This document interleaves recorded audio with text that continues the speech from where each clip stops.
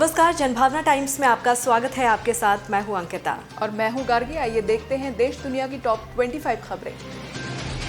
वाराणसी के ज्ञानवापी श्रृंगार गौरी विवाद में आगे सुनवाई जारी रहेगी। वाराणसी जिला कोर्ट ने कहा कि ये केस सुनने लायक है। विश्व वैदिक सनातन संघ के प्रमुख जितेंद्र सिंह बिसेन ने जानकारी दी है कि कोर्ट ने हिंदू पक्ष की दलीलें मानी हैं और मुस्लिम पक्ष की आपत्तियों को खारिज कर दिया है। कोर्ट ने 22 सितंबर को इस मामले की अगली सुनवाई करने की बात कही है। कोर्ट के फैसले के दौरान हिंदू पक्ष के वकील हरिशंकर जैन और विष्णु शंकर जैन कोर्ट में मौजूद थे। हालांकि मुख्य याचिकाकर्ता राखी सिंह कोर्ट में मौजूद नहीं थी। कुल 62 लोगों को कोर्ट रूम में मौजूद रहने की इजाजत दी गई थी। प्रधानमंत्री नरेंद्र मोदी ने सोमवार को अंतर्राष्ट्रीय डेयरी संघ विश्व डेयरी सम्मेलन 2022 का शुभारंभ किया। उद्घाटन कार्यक्रम को संबोधित करते हुए पीएम मोदी ने कहा है कि डेयरी सेक्टर की असली ताकत किसान है। छोटे किसानों की बदौलत भारत दूध के उत्पाद में नंबर 1 बना है। ग्रेटर नोएडा स्थित India expo centre and mart में ये कार्यक्रम आयोजित किया गया है। 4 दिन तक चलने वाले IDF वर्ल्ड डेयरी समिट 2022 15 सितंबर तक चलेगा। बताया जा रहा है कि इसमें दुनिया के और भारतीय डेयरी से जुड़े लोग हिस्सा ले रहे हैं। सम्मेलन में 50 देशों के करीब 1500 प्रतिभागियों के भाग लेने की संभावना है। कांग्रेस की भारत जोड़ो यात्रा का आज छठा दिन है। रविवार को यात्रा केरल पहुंची। कांग्रेस नेता राहुल गांधी पूरे जोश के साथ भारत जोड़ो यात्रा का नेतृत्व कर रहे हैं। छठे दिन की भारत जोड़ो यात्रा की शुरुआत राहुल गांधी ने नेमन से की है।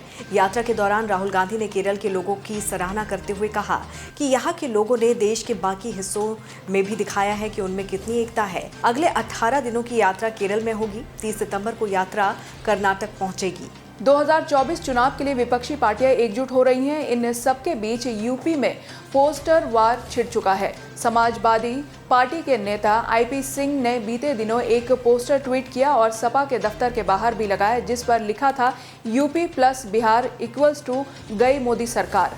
SP नेता के इस पोस्टर के बाद एक और पोस्टर सामने आया है। इस पोस्टर में लिखा गया है कि पहले राहुल भैया, फिर माया बुआ, फिर राजभर वो चाचा का मूर्ख बनाया गया है। जो अपने खून को सगा ना हुआ वो उसे बिहार याद आया है। उत्तर प्रदेश नवनिर्माण सेना की ओर से ये पोस्टर जारी किया गया है, जिसमें नीतीश कुमार की भी तस्वीर लगाई गई है।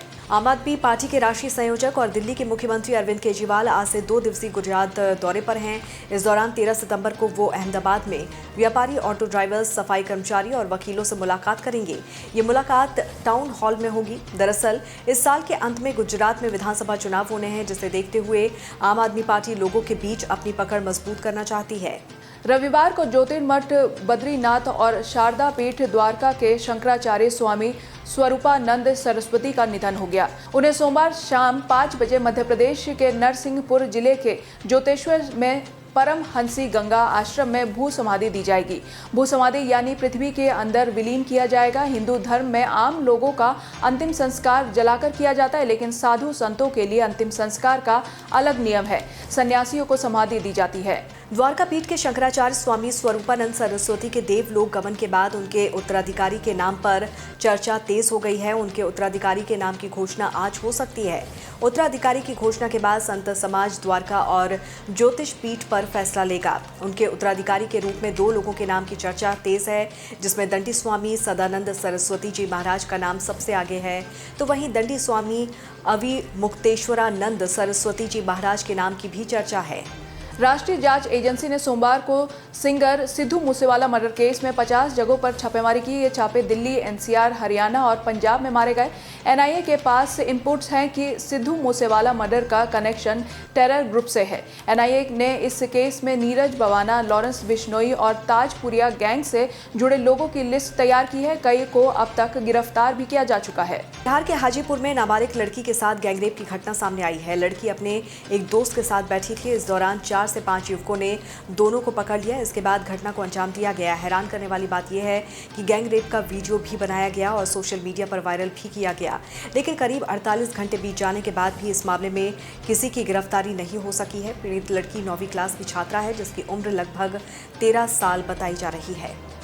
उत्तर प्रदेश के पीलीभीत जिले के माधो टांडा थाना क्षेत्र में गैंगरेप का मामला सामने आया है। यहाँ दबंग युवकों ने एक दलित के घर में घुसकर 16 साल की युवती के साथ कथित रूप से सामूहिक दुष्कर्म किया। बताया जा रहा है कि इसके बाद में डीजल डालकर आग लगा दी गई। लड़की को गंभीर रूप से झुलसता देख हालत में अस्पताल भर्ती कराया गया। पुलिस ने इसकी जानकारी दी है। छत्तीसगढ़ के रायपुर से रेणुकूट जा रही बस सोमवार तड़के हादसे का शिकार हो गई। कोरबा में तेज रफ्तार बस सड़क किनारे खड़े ट्रेलर से जा टकराई। हादसे में 7 यात्रियों की मौत हो गई। इनमें 2 बच्चे और 2 महिलाएं शामिल हैं। 12 से ज्यादा लोग घायल हुए हैं। सूचना मिलने पर पहुंची पुलिस ने घायलों को एम्बुलेंस से अस्पताल पहुंचाया। अभी तक मृतकों की पहचान नहीं हो पाई है। हादसा बांगो थाना क्षेत्र में दर्ज हुआ है। दिल्ली के सराय रोहिल्ला इलाके में रविवार को फैक्ट्री में काम कर रहे कुछ लोगों ने एक 19 साल के लड़के को लात, घूंसों, बेल्ट और प्लास्टिक पाइप से पीट कर मार डाला। मजदूरों ने लड़के को फोन चुराते हुए पकड़ा था। मजदूरों ने पहले लड़के के बाल काटे और फिर उसकी पिटाई की। उन्होंने उसकी बॉडी के पास से ही उसके बाल भी बिखेर दिए। पुलिस ने इस मामले में 36 साल के ज्ञानी को गिरफ्तार किया है और आगे की तहकीकात भी जुट गई है। मौसम विभाग ने बंगाल की खाड़ी के ऊपर बन रहे कम दबाव के चलते उत्तर भारत से लेकर दक्षिण भारत के विभिन्न राज्यों में तेज बारिश की आशंका जताई है। उत्तराखंड, ओडिशा, बिहार, दिल्ली और उत्तर प्रदेश समेत कई राज्यों के ज्यादातर जिलों में अगले 4 दिनों तक मध्यम जबकि कुछ जिलों में भारी बारिश हो सकती है। IMD की रिपोर्ट के मुताबिक अब तक देश के 31% हिस्से में सामान्य से ज्यादा, 36% हिस्से में सामान्य और 33% में सामान्य से कम बारिश हुई है। ब्रिटेन की रानी की अंतिम यात्रा रविवार को शुरू हो गई है। उनका अंतिम संस्कार सोमवार को 19 सितंबर को होगा। क्वीन के ताबूत को ब्लामोरल से एडिनबर्ग ले जाया गया। 6 घंटे की यात्रा के बाद ताबूत स्कॉटलैंड के एडिनबर्ग में साम्राज्य के महल होलीरूड हाउस पहुंचा। अंतिम यात्रा 4 दिन बाद लंदन के वेस्टमिंस्टर एम्बे में जाकर भव्य राजकीय अंतिम संस्कार पर खत्म होगी। आखिरी बार ब्रिटेन में 1965 में सर वेस्टन चर्चिल का राजकीय अंतिम संस्कार किया गया था। पाकिस्तान में भीषण बाढ़ के चलते 1400 से ज्यादा लोगों की मौत हो चुकी है। बाढ़ के बाद आई खाने पीने की समस्या ने लोगों की कमर तोड़कर रख दी। ऐसे में बलूचिस्तान प्रांत में कच्छी जिले के मंदिर ने नफरत भुलाकर सभी के लिए दरवाजे खोल दिए। मंदिर ने लगभग 200 से 300 बाढ़ प्रभावित लोगों को शरण दी है, जिसमें ज्यादातर मुस्लिम हैं।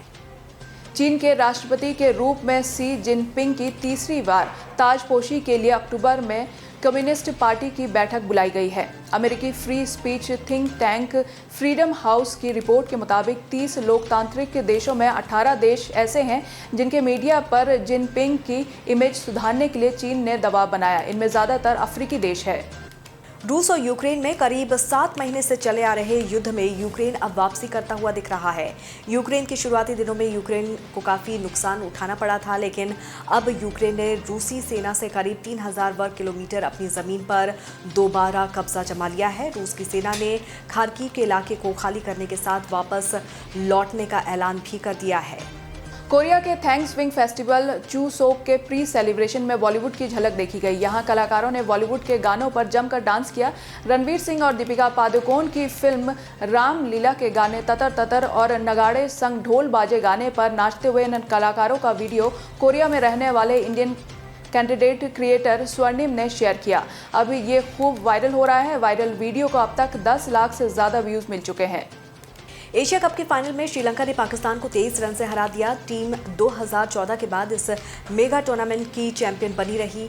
ये श्रीलंका का 6वां टाइटल है। इससे पहले उसने 2014, 2008, 2004, 1997, 1986 में ये खिताब जीता था। पहले बल्लेबाजी करते हुए श्रीलंका ने 20 ओवर में 6 विकेट खोकर 170 रन बनाए थे। जवाब में पाकिस्तान की टीम 20 ओवर में 147 रन पर ऑल आउट हो गई।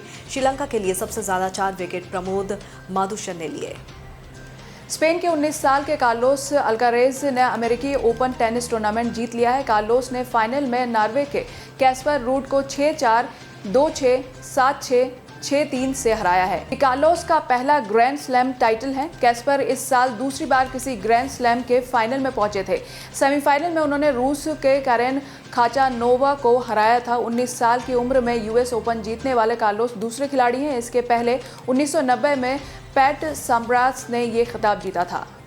रणबीर कपूर और आलिया भट्ट स्टार फिल्म ब्रह्मास्त्र ने विवादों के बाद भी अच्छा बिजनेस किया है। इस फिल्म ने वीकेंड पर भरपूर कमाई की है। साथ ही दर्शकों का भी अच्छा रिस्पांस देखने को मिल रहा है। थिएटर्स में लगातार भीड़ बढ़ रही है। सोनाली फोगाट मर्डर केस की अब सीबीआई जांच होगी। गोवा पुलिस ने पूरा केस सीबीआई को हैंडओवर कर दिया है। आपको बता दें कि इस मामले में सोनाली फोगाट की बेटी यशोधरा फोगाट ने प्रधानमंत्री नरेंद्र मोदी को चिट्ठी भी लिखी थी और रविवार को भी ये मांग की थी कि सोनाली फोगाट केस की जांच सीबीआई से करवाई जाए। मशहूर सिंगर जुबीन नौटियाल ने अरेस्ट ट्विटर ट्रेंड पर रिएक्शन दिया है। सिंगर की बातों से मालूम चलता है कि वो काफ़ी अपसेट हैं। उन्होंने बताया कि उनके खिलाफ चले ट्विटर ट्रेंड और विवाद ने उनकी मां को परेशान किया। उनकी मां डिप्रेशन में है। सिंगर को भरोसा ही नहीं हो रहा है कि उन्हें एंटी नेशनल कहा गया। करण जौहर के चैट शो कॉफी विद करण के नए एपिसोड का प्रोमो सामने आ चुका है। कॉफी विद करण के नए एपिसोड में अनिल कपूर और वरुण धवन साथ आने वाले हैं। शो के प्रोमो में करण दोनों के साथ मस्ती करते नजर आ रहे हैं। दोनों अपनी पर्सनल लाइफ को लेकर कई सारे खुलासे करते दिखेंगे। हाल ही में सलमान खान के घर मुंबई पुलिस पहुंची। दरअसल टीम वहां समीक्षा करने पहुंची थी। बताया जा रहा है कि ये एक रूटीन प्रोसेस था जिसे खत्म करने के बाद पुलिस ने वहां से विदाई ली। दरअसल सलमान खान को मारने की धमकी के केस से जुड़ी एक कड़ी कल सामने आई। अब मुंबई पुलिस की एक टीम जल्द ही मामले की आगे की जांच के लिए पंजाब जा रही है। टॉप 25 खबरों में फिलहाल इतना ही। देश और दुनिया की बाकी खबरों के लिए आप हमारे वेबसाइट www.thejbt.com को लॉगिन कर सकते हैं। नमस्कार।